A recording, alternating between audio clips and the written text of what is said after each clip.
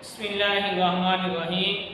محترم سامعین و ناظرین، سوال کیا گیا کہ کوئی شخص اگر اپنے گھر کے اندر بیوی بچوں کو گالیاں دیتا ہے تو اس پر شرعی طور پر کیا حکم لگے گا؟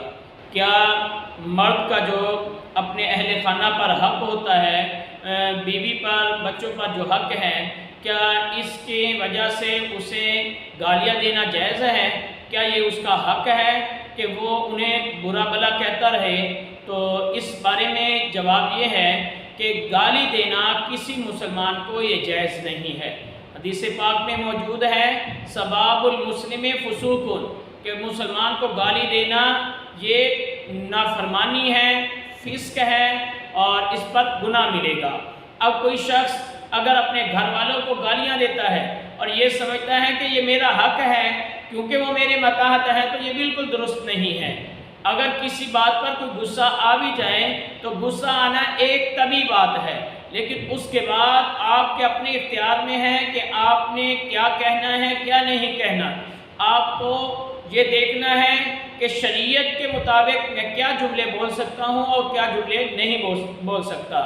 کوئی شخص اگر کہیں سیٹھ ہے، اس کے ماتحت ملازم کام کر رہے ہیں، تو اب وہ شخص سمجھے کیونکہ میں ان کے اوپر سیٹھ مقرر ہوں، کیونکہ یہ میرے ملازم ہیں، تو لہذا گالی دینا میرا حق ہے، میں ان سے کام لیتا ہوں اور مجھے کام لینے کے لیے گالی دینا پڑتی ہے، تو یہ بالکل غلط ہے۔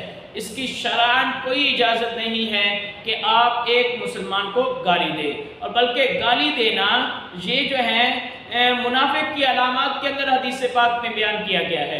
حدیث پاک میں موجود ہے کہ 4 باتیں وہ کسی شخص کے اندر پائی جائیں تو یہ منافقت کی علامت ہیں۔ جس کے اندر 4 پائی جائیں گی تو وہ پکا منافق ہوگا، خالص منافق ہوگا، اور جس کے اندر ان میں سے کوئی ایک پائی جائے تو وہ منافق کی ایک خصلت والا شمار ہوگا جب تک کہ وہ اس کو چھوڑ نہ دے۔ اب ان کے اندر فرمایا کہ ایک یہ کہ اسے جب امانت دی جائے تو اس کے اندر خیانت کرے، دوسرا یہ کہ جب وہ بات کرے تو اس پر جھوٹ بولے، اور جب وعدہ کرے وعدہ خلافی کرے، اور چوتھا یہ ہے کہ جب اس سے جھگڑا ہو تو گالی گلوچ پر اتر آئے۔ اب گالی دینا یہ فسق ہے، یہ کسی کو بھی مسلمان کو گالی دینے کی اجازت نہیں ہے۔ واللہ اعلم۔